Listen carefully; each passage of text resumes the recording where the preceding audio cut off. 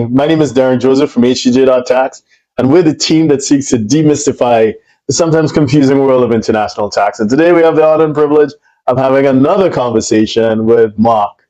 Mark, could you introduce yourself? I'm an advisor to the entire financial industry on CRS, FATCA, and CARF, and I've advised the OECD and the EU Parliament and the EU Commission and the German government, etc. All this is on my website for anybody to look at. Fantastic. What type of payment is withholdable? It's a payment that U.S. source that is fixed and determinable annual or periodically, FDAP income. There's specific exemptions that apply that also applied under Chapter 3. If a withholdable agent makes a payment subject to both Chapter 4 and Chapter 3, the withholding agent must apply the withholding provisions of Chapter 4.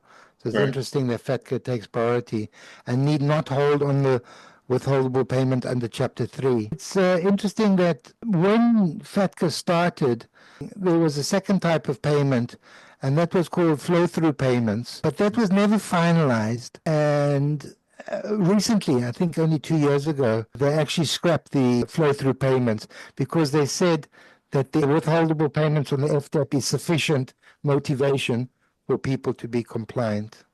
I still see people writing today, 2025, about flow-through payments. Besides the withholding, there are other forms that the FFI must fill in. I'll start off with some of them. The first one is Form 8966. For Chapter 4 purposes, an FI is required to report on Form 8966. Report if you make a withholdable payment to an entity, and to treat the owner as a document FFI or a passive NFA. A withholding agent that is partnership is also responsible for withholding on its income connected to a U.S. trade or business that is allocable to foreign partners. You may also be responsible for reporting on Form 1099 payments made to a U.S. person, and you must back up withholding if you fill in this form. If the U.S. person not provided the TIN in the manner required, the IRS requires that the TIN be furnished by the payee, or the IRS says that the TIN provided by the payee is incorrect. Generally, a TIN must be provided by the U.S. non-exempt recipient on Form W-9. A payer files a tax return Form 945 for the backup withholding. You're required to fill in Forms 1099 and 1096 if appropriate backup withholding on Form 945. Even if you do not make the payments directly to the U.S. persons. That's an interesting point that you've made as well, that under FATCA, some additional forms were introduced. The 8966, as you pointed out, some additional W forms, as well as another form which we'll touch on later. But the 8966 is a critical form. That's where the financial institution would disclose the account activity of the supposed U.S. account holder or ultimate beneficial owner of the account outside of the U.S.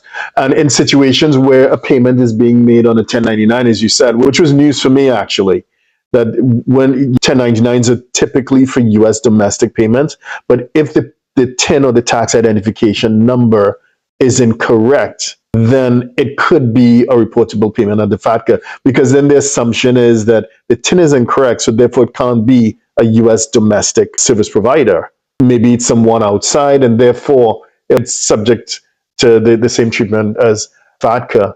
I think those additional forms are quite complex, quite interesting. We've helped foreign financial institutions deal with the 8966 because depending on the jurisdiction, the preferred means of submitting that form is using XML, so it's electronic. So we take the data and we convert it into XML and we send it to the IRS either directly or via the competent tax authority domestically. This created a new compliance burden which could be quite costly and onerous to those foreign financial institutions, but is the cost of doing business if you want to continue using US dollars. I guess there's no real choice. There's a whole lot of W forms. That's a great point, that whole other bunch of forms that were created by this legislation. And the most common of which will be the W8 Ben, the W8 Ben E, and the W9s. Essentially, a W9, as you pointed out correctly when you gave your summary, the W9 would apply for account holders that self identify as being US exposed. And they confirm that that status, that US tax status, by providing their social. They put their social security number on it. If it is that they are not a US person, typically there are lots of other forms, but the typical form that the average person would encounter would be the W8 Ben. If it is you're the beneficial owner and you are a natural person, or W8 Ben E if you're an entity. And then you self-identify as a non-US person. And if you live in a treaty jurisdiction, for example, Switzerland, you can invoke whatever article of the tax treaty which will reduce the withholding. So the withholding agent, that this W form thing can create a lot of confusion, because what happens is the financial institution presents a W form or presents a slew of options of W forms to the account holders. And the account holders get really confused and they go to their tax advisors like us and they try to figure out what to do. Some of them are confused thinking that this is a tax return. And they're telling me this needs to go to the IRS. But essentially what it does, it's retained by the financial institution and serves as a justification for withholding or for not withholding. Of course, if they've completed W9, they confirm that they are US taxpayers and there should be no withholding.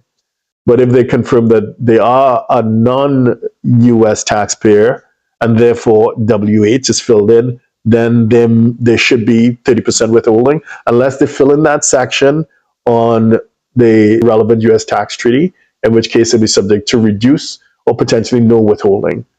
But this is a document that is retained by, in this case, the financial institution to justify their treatment. It is not necessarily passed on to the IRS unless there's some sort of audit or there's some sort of confusion as to how this account holder was treated. And it's used to defend the financial institution's position. But it's quite confusing, both for the financial institutions and for the account holders. But I think as time goes on, people are becoming more accustomed to them. And with that, Mark, thank you very much for the pleasure of your company and sharing your insights. And if someone wants to reach you, what's the best way to find you? The best way is just to go to my website, which is co-ownershiptrust.com. Thank you very much, and we'll see you next time.